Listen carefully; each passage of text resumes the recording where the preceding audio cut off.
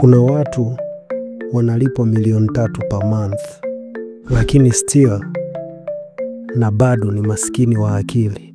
Pesa nyingi bila akili si mafanikio, ni mzigo. Unaweza lipwa sana, lakini hutunzi pesa. Kama hutunzi bajeti, huna akiba na matumizi yako hayana mpangilio, pesa zote zitaisha bila kuacha alama ya maendeleo.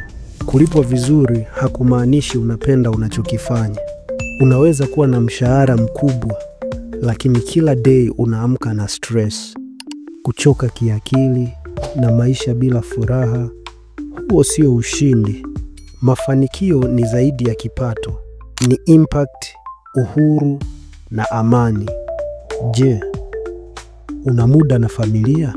Je, maisha yako yana maana?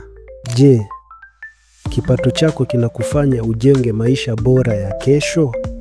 Wengine wako na kipato kikubwa, lakini wanadepend hiyo kazi moja. Hii ni hatari.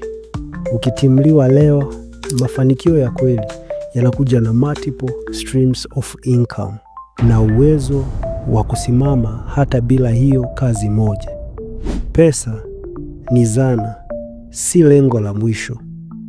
Mafanikio ni kutumia pesa hizo kujenga biashara, kusaidia wengine na kuwekeza, kuishi kwa thamani. Sio kuvaa brandi tu ama kuonekana Instagram. Jifunze kuwekeza, kutunza na kupangilia pesa zako. Mafanikio ni kuweza kufanya unachotaka kwa muda unaotaka bila hofu ya kesho.